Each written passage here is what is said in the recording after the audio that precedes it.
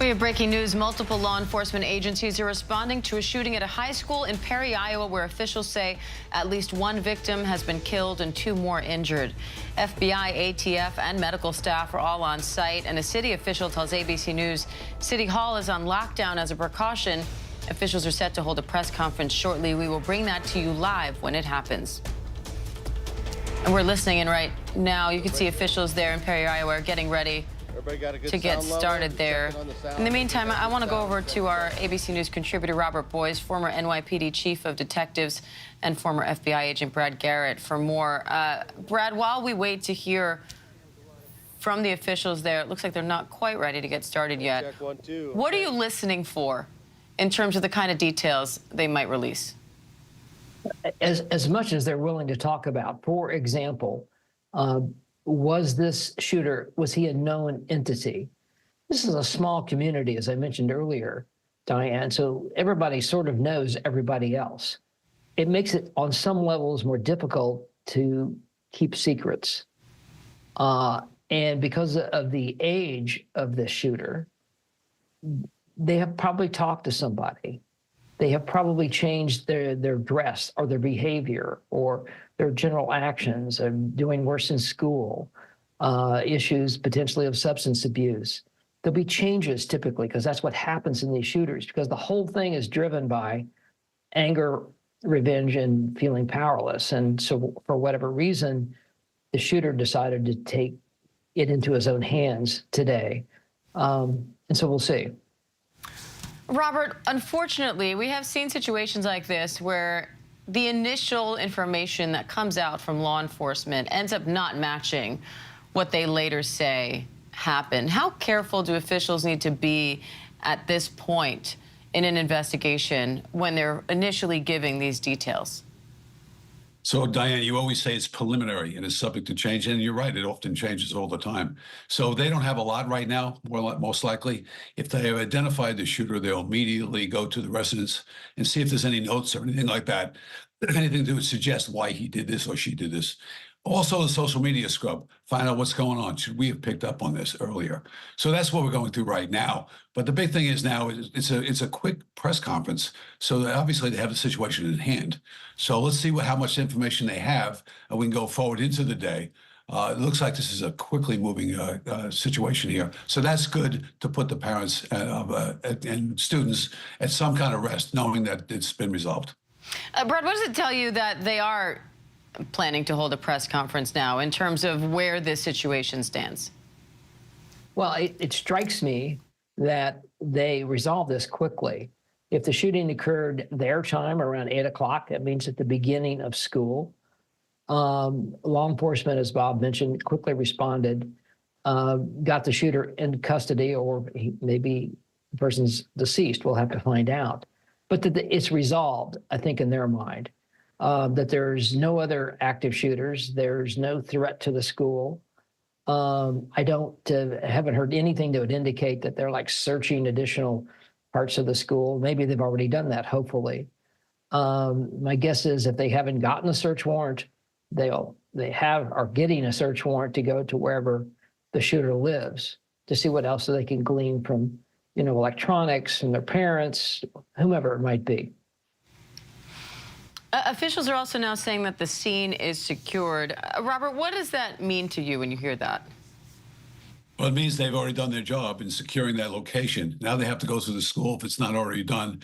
To those students who are sheltering in place, remember, it's just before the school hour. So I think children were still showing up at that point. So it's less of a search than normal. Could suggest why they're having this quick press conference, which I salute them for.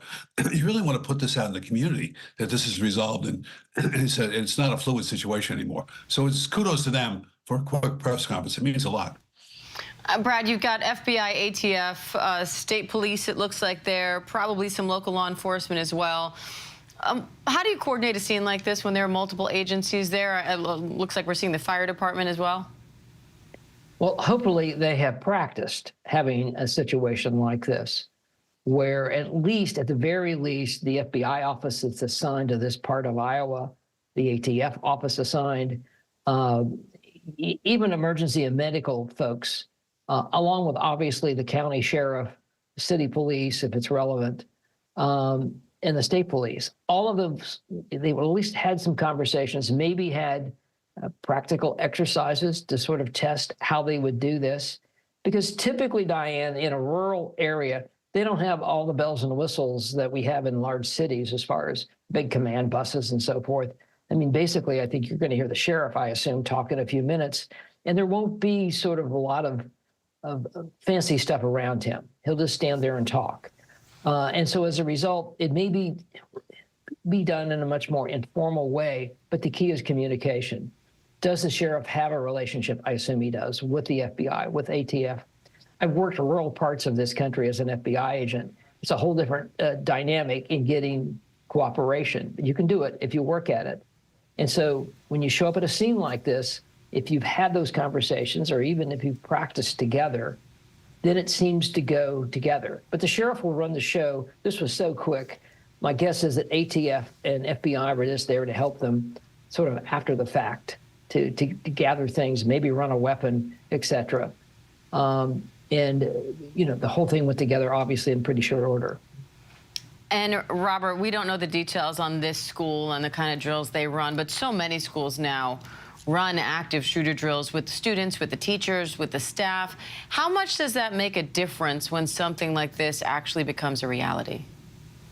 Diane, it saves lives.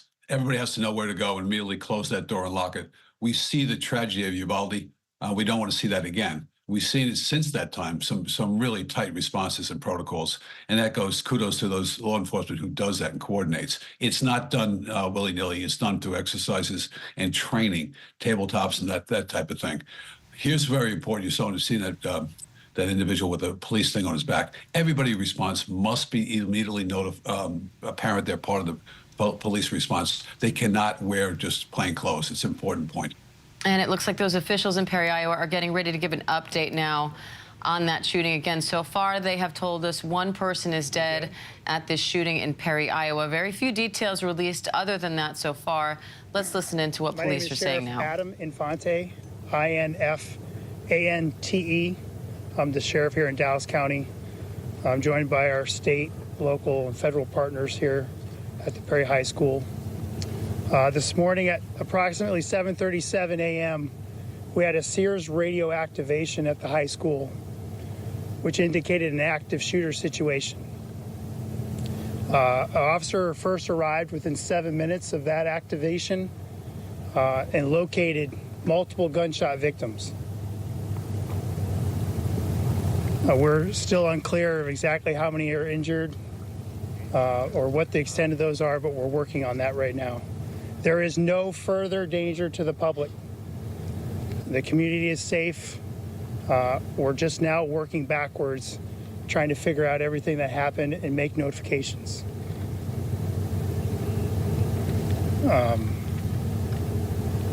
There'll be another update later on today. It's still very early. This happened at approximately 7:37 this morning. School didn't start yet, luckily, so there was very few students and faculty in the building, which I think contributed to a good outcome in that sense. But we'll have more information later on this afternoon. We will not be releasing any more information in the meantime. So please be patient with us so that we can talk with these victims and their families and try and figure out what happened. We won't be answering any questions today either, or right now. We'll let you know later on this afternoon, what time we'll be meeting back with you again, and we hope to provide more detail then. So can we, just to be clear, you don't have a number of people who were injured in this? We're still working on that. Have you identified the shooter? Yes. What's their current status? Are they alive or? Oh, we'll get to that later on this afternoon. Can you confirm if the shooter was a student at the school? I can't confirm that right now. Can you confirm any deaths? Is there No, a not right now. reunification center for families and students right now? Great point. The reunification center has already been established, and at most of those, I think all the kids have been reunified already. So we're good in that area. Thank you. Were there any faculty members that were hurt? I can't answer that question yet. Have you made any apprehensions or arrests? Can't answer that question yet either. We'll take no further questions at this time. We'll see you Wait, this afternoon. Professor, sorry, just want to make sure. We'll let you know. We don't know. Iowa Department of Public Safety will push out a message as far as location and time of the next press conference. Okay. So if you go to the Iowa Department of Public Safety website, it'll be posted there probably Shortly after noon? Shortly after noon. Available? I'm sorry. Any surveillance video available? There's nothing more that we're going to be able thank to you. answer right now. We'll Thank be you. back. That was Dallas County Sheriff Infante giving an update on a shooting at a high school in Perry, Iowa. Previously, officials had said one person was killed in that shooting. We did not hear the sheriff confirm that, but he did confirm multiple gunshot victims. He says the shooting happened at 7:37 or around 7:37 in the morning. That is when the radio signal came in signifying an active shooter. 7 minutes later, an officer arrived at the scene, finding multiple gunshot victims. They still are not reporting the number of people injured, saying they don't know yet, but they do say that this happened before school was in session, so fewer students and teachers in the building than would have been a little later in the day. And police are now stressing that there is no future danger to the public, but would not reveal if the shooter is alive or dead or has been taken into custody. They do say they ID'd the shooter, but have not revealed what that identity is. I want to go over to our Alex Perche, who's there in Perry, Iowa. Perry, police are still playing this very close to the vest. Alex. Yes, they absolutely are. Actually, they said that they weren't going to take any questions. They got questions anyway, but we didn't learn too much from them. I particularly asked them, had they made any arrests or apprehensions? It might give an indication as to the status of any suspect in this shooting. They did not answer that, but we are expecting another update and also a press release later on today. What you're seeing right now is behind me. It looks like a random journalist who's trying to get questions answered from the state troopers, but obviously, they've already said that they're not going to be taking any more questions. But Dallas County Sheriff Adam Infante, he did say that this they got what they called a Sears radio activation around 7:37 this morning. That's just before classes started. And also, Diane, mind you, this is the first day back from winter break for these students. They said that officers were on scene in about 7 minutes, and as soon as they entered the building, they saw multiple gunshot victims. He doesn't know how many people were injured, but they do say that there is no further danger to the public. And I got a chance to talk to a stepmom of a couple of the students here. One of her kids was hit twice in the back and on the arm. He thankfully is okay. She says her other son actually knew this alleged shooter in some capacity, that he had classes with him. This is a very tight-knit community here in Perry, Iowa. There's some roughly 570 students at this high school, is our understanding. So it's not unfathomable that a lot of these students would actually know either victims or this alleged shooter as we learn more details. But you can imagine the drop in her heart hearing the news that her kids were involved, but also that relief learning that they were ultimately okay. And I want to bring in our former NYPD Chief of Detectives, ABC News contributor Robert Boyce as well.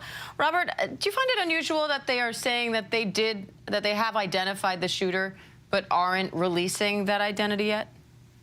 No, that's not unusual at all, because you have to go down, talk to his parents, go to his house. There's a lot of work here. Social media, as I described before. Some good reporting by Alex, who tells us that it's probably a student, from what he's been able to determine from his interview. So that's what we're looking at right now. So he's not reporting enough to sheriff, and I understand that. They don't want to misstate something. So right now it's still active. You're still talking to parents. You're still talking to friends, social media, things of that, to determine exactly why this person would do that. Again, it's important to note that it's before school. So that helped probably save lives. And that's a good thing for this morning. Brad, what do you make of that timing for a shooter to come into a school and open fire, but to arrive there before school was fully in session? Well, it might suggest that he knew who he was going to shoot, that this was not I'm just going to go into school and shoot anybody, I don't really care, to a targeted individual or group that he chose to shoot. That would make the most sense. Did he walk into school after making the decision he was going to do this and and sort of felt like he could pull it off at that moment. So he did it at that moment. But it does suggest a little bit in my mind that it might be that he was going after particular kids. It'll be interesting to see, because this is a rural community. I've lived in rural communities. You ride a bus to school. Did he even ride to school on a bus with the people he ended up shooting? We'll have to see. But, these small communities, as I mentioned previously, everyone knows everyone else, including in law enforcement, by the way. And that's why you get this great response, because they're used to being called to scenes that maybe in a big city you wouldn't get called because the departments, et cetera, can handle it. A rural sheriff in the middle of nowhere needs the FBI, ATF, and fill in the blank law enforcement to come running when something happens. And that's clearly what happened today. All right. So again, just a recap for anyone just joining us. We're following this breaking news out of Perry, Iowa, of a school shooting at a high school there. The officials have said that one person was killed in the shooting. We did not hear that confirmed in the press conference they just held, but we did just hear from the sheriff that the shooting happened around 7:37 in the morning, before school was fully in session, and that the first officer on the scene encountered multiple gunshot victims, but it's still not clear how many people were injured here.